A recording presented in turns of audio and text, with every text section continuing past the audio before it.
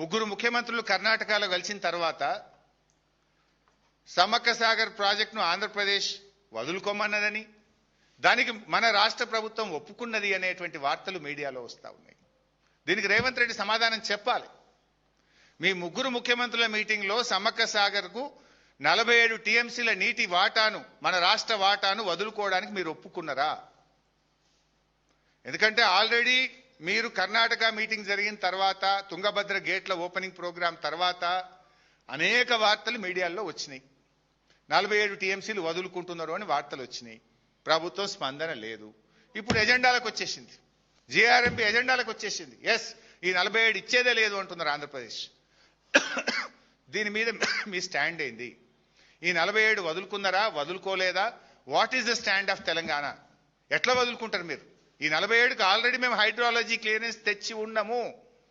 SRSP stage 2 అంటే irrigation శాఖ మంత్రి ఉత్తమ్ కుమార్ రెడ్డి నియోజకవర్గానికి కూడా ఈ నీళ్లు పోతాయి, సమ్మక్క సాగర్ నీళ్లు.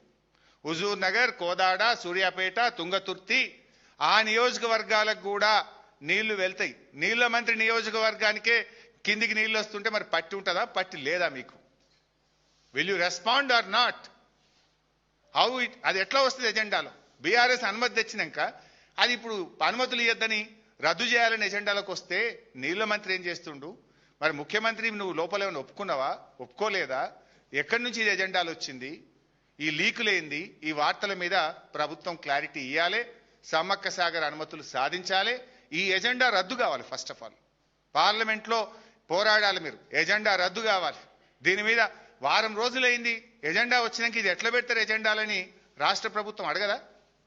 మీకు వచ్చి వారమైంది. ముగ్గురు ముఖ్యమంత్రులు కర్ణాటకలో కలిసిన తర్వాత సమ్మక్క సాగర్ ప్రాజెక్టును ఆంధ్రప్రదేశ్ వదులుకోమన్నదని, దానికి మన రాష్ట్ర ప్రభుత్వం ఒప్పుకున్నది అనేటువంటి వార్తలు మీడియాలో వస్తూ ఉన్నాయి. దీనికి రేవంత్ రెడ్డి సమాధానం చెప్పాలి. మీ ముగ్గురు ముఖ్యమంత్రుల మీటింగ్లో సమ్మక్క సాగర్కు 47 టీఎంసీల నీటి వాటాను, మన రాష్ట్ర వాటాను వదులుకోవడానికి మీరు ఒప్పుకున్నారా?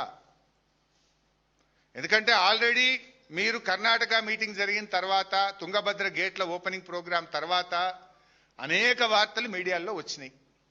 47 టీఎంసీలు వదులుకుంటున్నారు అని వార్తలు వచ్చినాయి. ప్రభుత్వం స్పందన లేదు.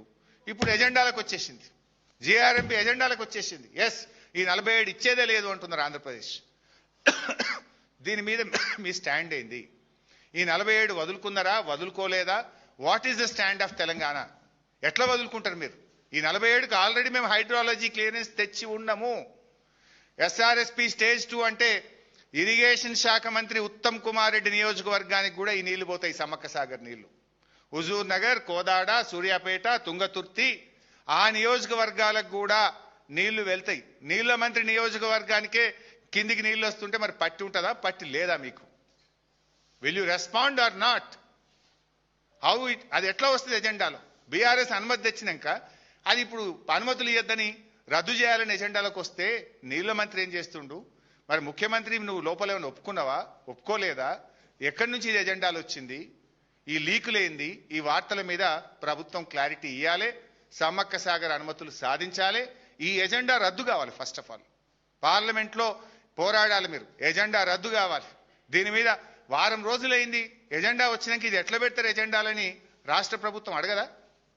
మీకు వచ్చి వారమైంది.